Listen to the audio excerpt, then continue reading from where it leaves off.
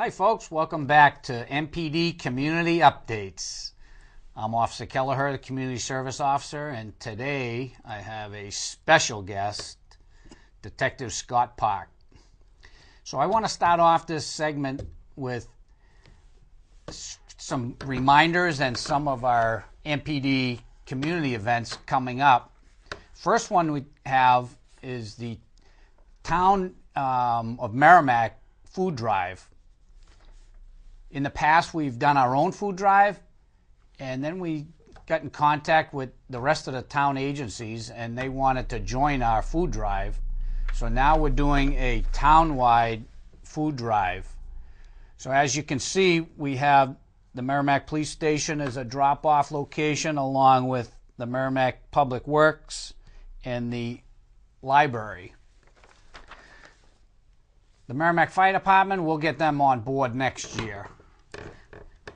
So any of those locations, if you want to drop off the food, every Tuesday we have 3 food pantries in town that we make the food drop-off locations.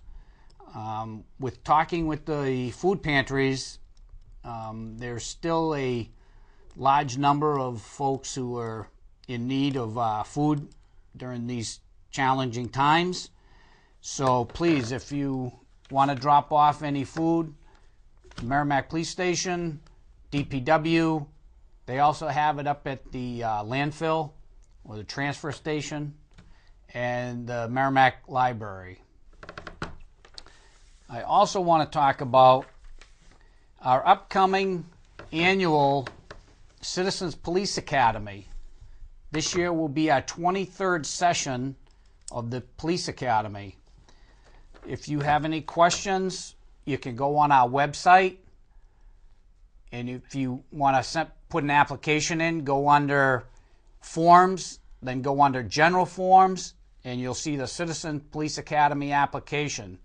Just fill that out, and you can email it to me, or you can drop it off at the police station, or you could stop by the police station and pick up an application.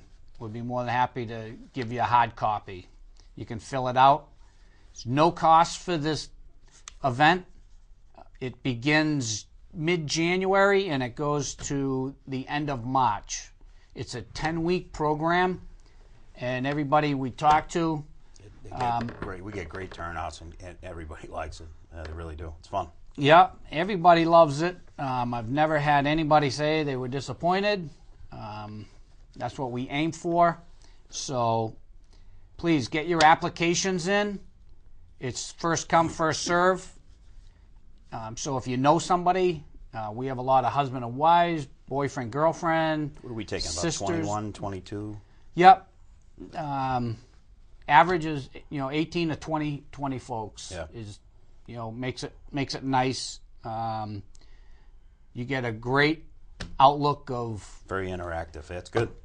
what the whole organization does, and we try to make it as entertaining as possible.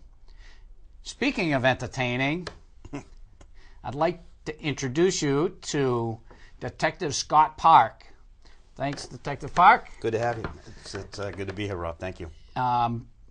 Detective Park, he's been here forever to start, but you will not find a more professional and awesome, not just detective, but just a great person, great family guy. You want to just tell the folks a little about yourself? Well, I started here in the mid-'80s. I like to say 80s? Yeah, when Ronald Reagan was in office. Wow. I just started my 32nd year with the PD. Going on close to 20 years in the Criminal Investigation Bureau. And he does hold the record, I believe. The longest standing police detective in the state. Yeah. Yeah. No, it's been a good long tenure through the Criminal Bureau.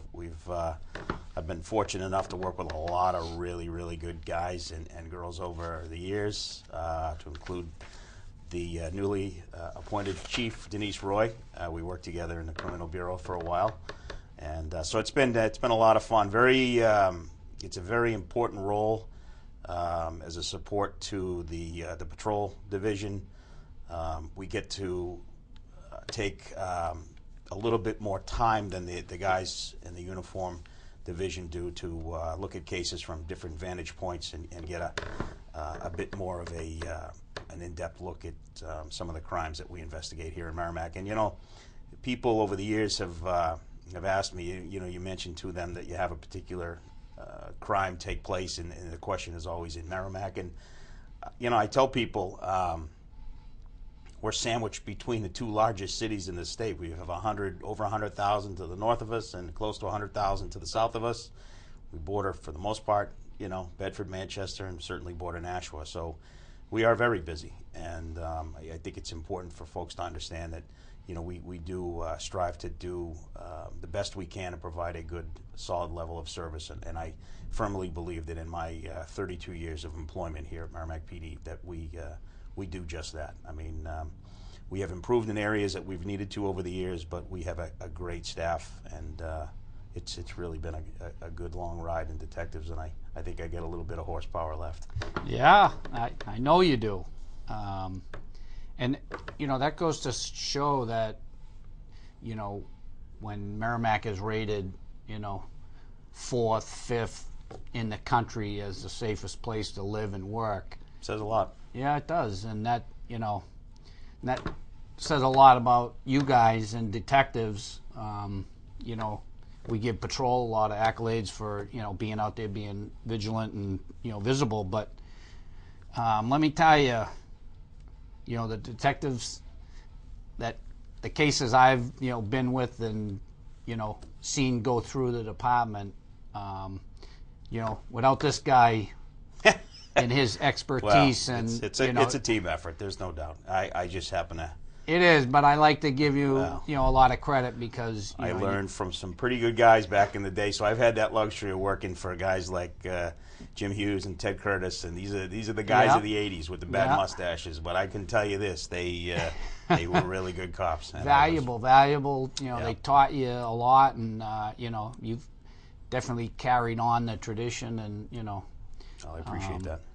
I always like to say, I'm proud when when Detective Park solves cases, because you hear of a lot of cases that go unsolved, and I can tell you he doesn't stop until he solves a case. He doesn't like to leave stuff unsolved. It's a game for sure. There's no doubt.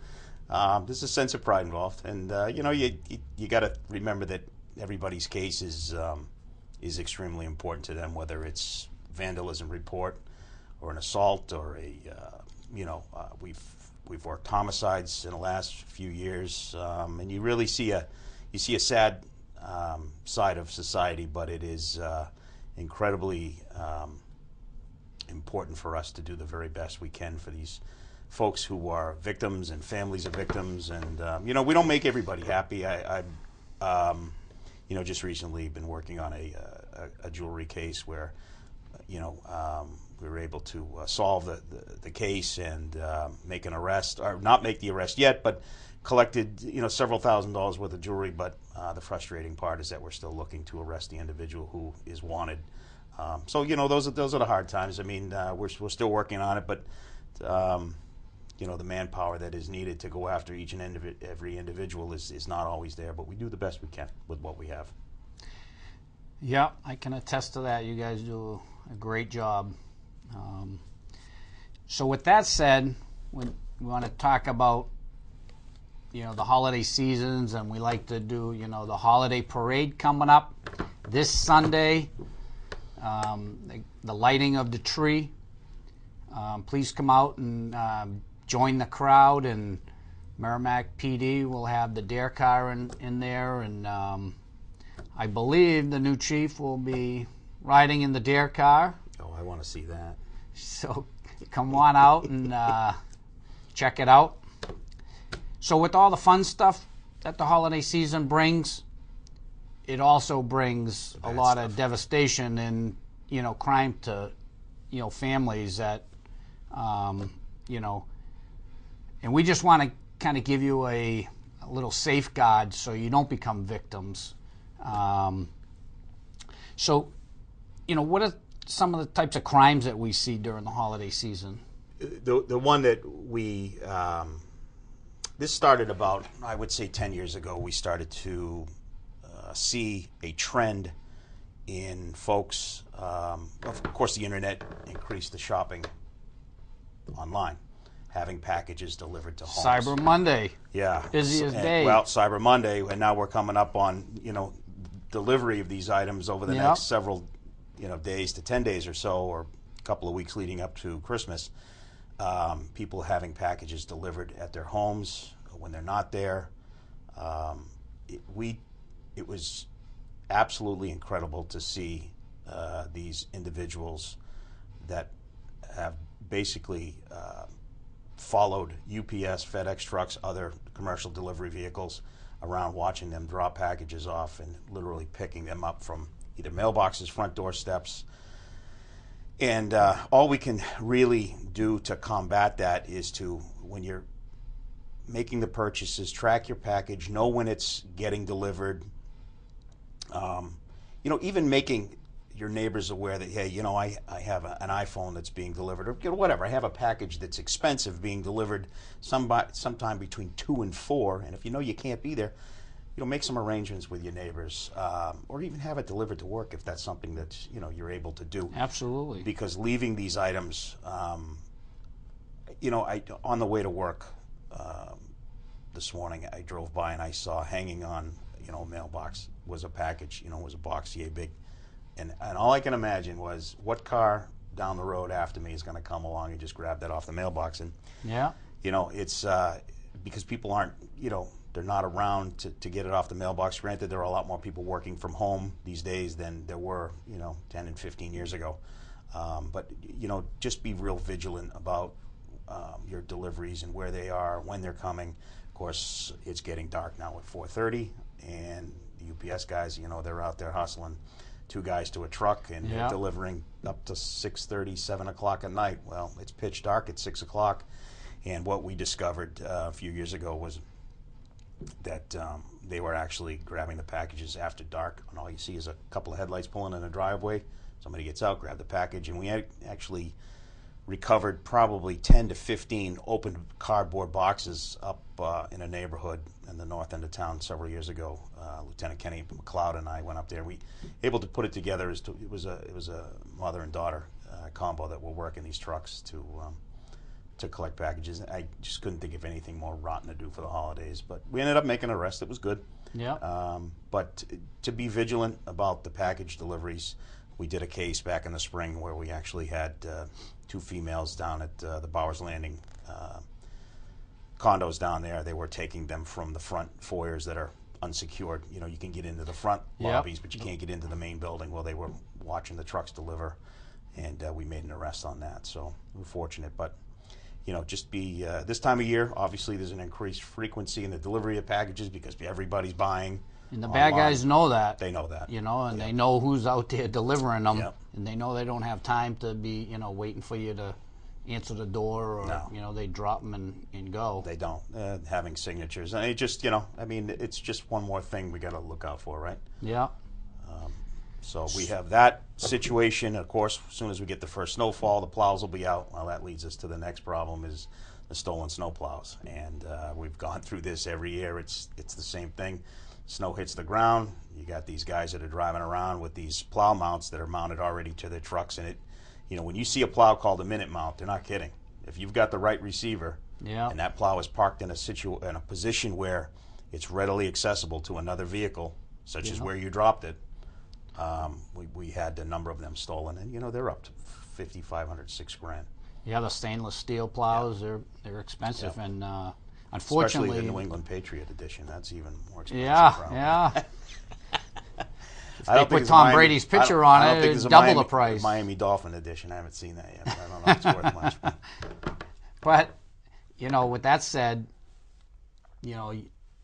they know if you own that plow, you know how easy and quick it is to, hook up and go. And recovery of these plows is there's no tracking device on them. And nope, it's very difficult. So we try to explain to landscaping crews and the commercial guys that you really got to put them somewhere where It's not always that easy. We get it, but they do get stolen, and to recover them is very, very difficult. We've had very, sorry to say, very low success rate in recovering them.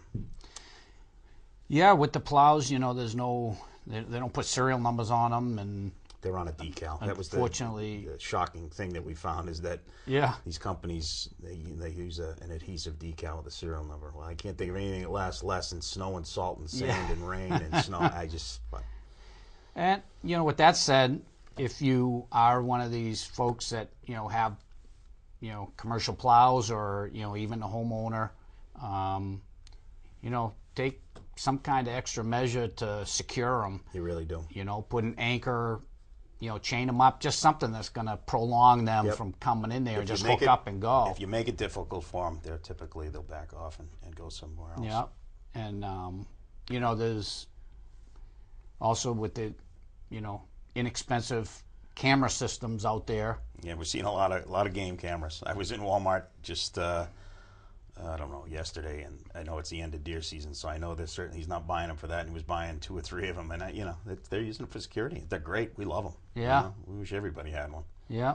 So unfortunately, if it does get stolen, it helps us out. If you do have some kind of video or plate, pictures or whatever, the recovery success would be a lot higher. To that end, with the security cameras, they are coming down in price, and I will tell you that we made an arrest, I guess 2 weeks ago, of the individuals going through cars and actually stole a loaded handgun, and without the officers getting off the main roads and into the back neighborhoods, and saw the vehicle, but then we followed up and found a neighbor in very close proximity to where the officer saw the car, and we were able to use a home surveillance system to identify the individual. So these surveillance systems are inexpensive, and if people are thinking about security for their homes, the old motion lights over the garage, those were great, but these security cameras and the cost, they're incredible, and the resource that it gives us is it's awesome. So we do encourage those. So ask Santa for security cameras. Yeah. Hey, you work hard for your stuff, you might as well protect it, for cheap money. And don't be surprised if, the officers don't come around, even if you weren't the victim. Like Detective Park said, we might come along and ask, hey, do you have any, video of, your neighbor that's what we did. Really victimized, so... every little bit helps. You see it in the news every day that, it's normally not the victim's video that captures, the assailant running away or whatever that, ultimately, comes down to making an arrest, So if you have a camera, we appreciate that. And, if you see an officer in the area, please let them know that, you might have footage that might help in a case. But these folks did. The surveillance they had was incredible. I mean, it was as good as it could have been for that time. 3:30 in the morning, but it was good. Am I allowed to mention Santa Claus? By the way, I already did that. I'm not sure if I was. Yes. Feel free. We love him. I'm sure I'll hear about it. So let's talk about some of the other scams going around. I know that the major ones are skimming devices. The skimming devices, the cloning of the credit cards. Yeah. I know we've had a bunch of cases involving that. Yeah, we have been plagued with the last. Well, I'm going to go right into late winter, early spring, with skimming devices that have been put inside the gas pump cabinets. So when you pull up to a gas pump, that box that you have that everybody ignores, other than you swipe your card and you see how much you're paying and how many gallons. But inside that cabinet is all the electronics that capture your information off your credit card. Well, what they're doing, in real simple terms, they're opening up the cabinet, they're putting their own device in there They're backing away from the gas pump, say, sitting in an adjacent parking lot. It's a Bluetooth-operated device. They're able to gather all the information, and I can tell you from personal experience, as of yesterday, my wife and I lost somewhere around $1,000 out of our bank account from skimming devices in Western Mass. All we can figure is maybe a gas pump that we went through. I'm going to blame it on her because I certainly wouldn't have done it. But being a detective and all, you would have caught it. I will tell you that these bad guys are putting the devices in there. They'll back away, capture your information, then they'll immediately head to a hotel where they have a physical machine that makes. They have a bunch of blank plastic credit cards like the ones you have in your pockets, and they'll emboss your numbers, your information.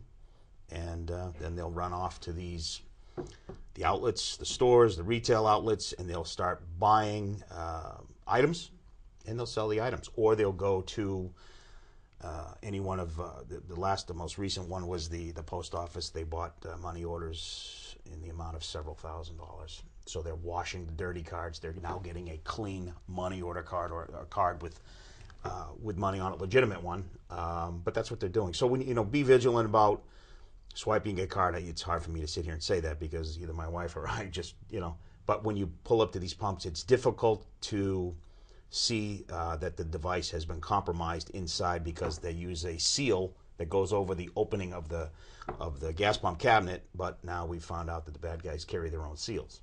So they cut the seal, open the cabinet, put their Bluetooth in, close it up, put their own seal over it. Well, guess what? Nobody realizes that the pump's been compromised. So what's the answer? The answer is pay by cash. Who has that? I don't. You go into the store and maybe pay for your fuel in there. That's another easy way. Actually, Chuck Miller, our town IT guy and my former boss from years ago, showed me a great idea. And he has a Cumberland Farms gas card. I couldn't think of anything better because if he uses his gas card, all they're going to be able to use it for is what? Just gas. They don't want it for fuel. They don't want to take it to Polo with the outlets, or they want to take it here or there. Then what's the most they're going to get? So that's a great idea. But that's Chuck. He's a smart guy. It's true. Yeah, the skimming devices that's a big thing with us. And boy, what a mess it makes out of your bank accounts. Like our banking institution told us it would take 10, 12 days to get the money back. Yeah. This time of year, that's a pain in the neck, right? So. Well, and then be vigilant. Well, and the thing too, I think this time of year, follow your account a lot closer and daily. And your credit rating and your credit reports, boy, those are interesting too.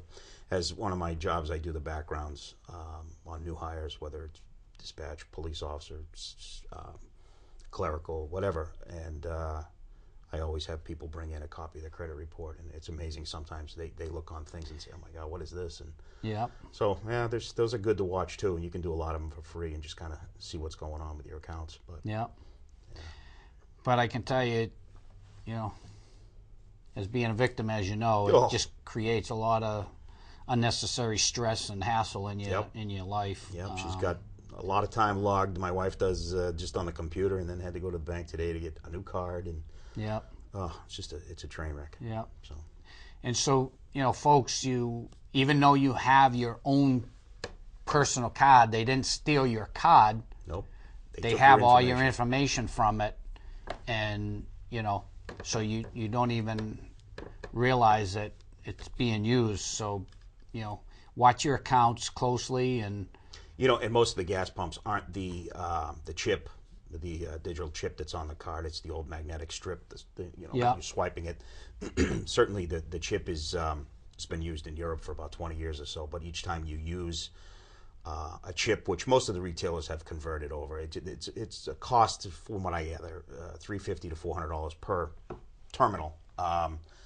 Walmart was one of the first ones to go with it, obviously because they had the assets to do it. But when people complain, it takes so long to use a chip card, but you use it because each time you use it, it jumbles those numbers so they can't be reproduced. The magnetic strip has a constant, series of data on there, from what I understand. And so, the chips are important to use, but just be mindful of, getting gas. I'll remind my wife too.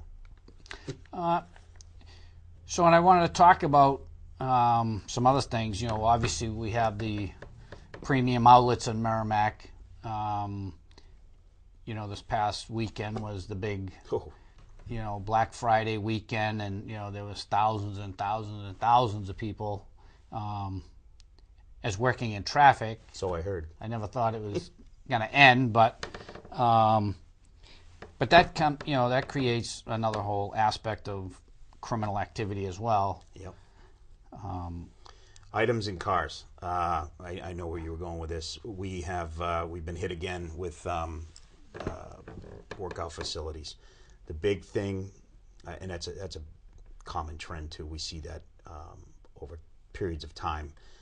People will go in, work out, but they don't want to bring their wallet and so forth. So they leave it in the center console. They leave it in a cup holder and visible, and it's just inviting. A broken window.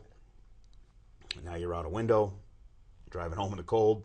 Your wallet's gone, and then conversely, folks are bringing their wallets into the workout facility. Bad guy goes into the locker, opens up your wallet, takes out one credit card, closes your wallet back up. Doesn't take your wallet. What does that do? It gives him time to use your card because he's not going to realize anything's wrong. Yeah. If you took a particular credit card out of my wallet, probably wouldn't have a balance on it anyway, but you could use that for an extended period of time before anybody really, you'd be lucky if the bank flagged it and shut it off. However, that's the other side of it. So what are you telling people? Trunk. Max Put out it in the their trunk credit or don't cards carry and it at all. Max out your cards. No, out of sight, out of mind. Exactly. It's so don't don't put it in a trunk. It's an open invitation Oh, it really when you is. leave something valuable in your vehicle. And I know we just had a whole rash of YMCA was what we call targeted. car break-ins. Yep. When people call and their car was unsecured, it's hard to say it was a car break-in.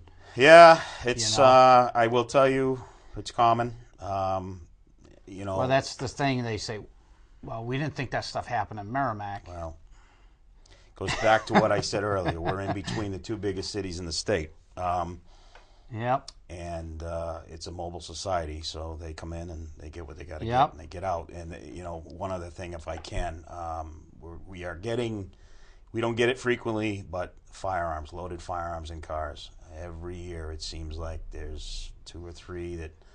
Yeah, and two or three or four. These loaded firearms are on the streets, and they're a danger to everybody. So please. Well, with the passing of that new law, and more people are carrying firearms, but when you carry a firearm, there's huge responsibility with Comes that. with it. Yep.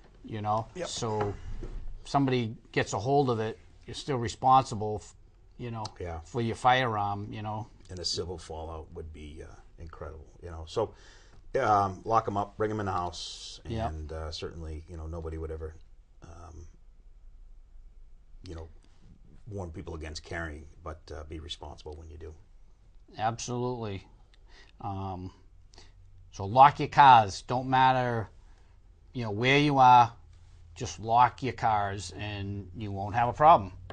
Nobody wants to be a victim. No, keep your valuables out of sight, out of mind. Lock your car. Yeah, it's pretty. Just makes it go off to the. Especially, talk about the outlets and criminal activity. These bad people, they just sit and watch, and they wait for people. They know people aren't going to carry around shopping bags all day, so they watch people go to their vehicles. Correct. Put their gifts in their car, then they go back shopping some more. If you do that, make sure you bring a blanket or something and cover the stuff up so they can't see it. Yeah. Yeah, the outlets are tough.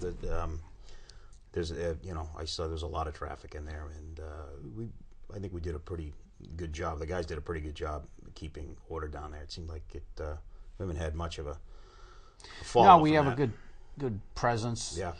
Yep.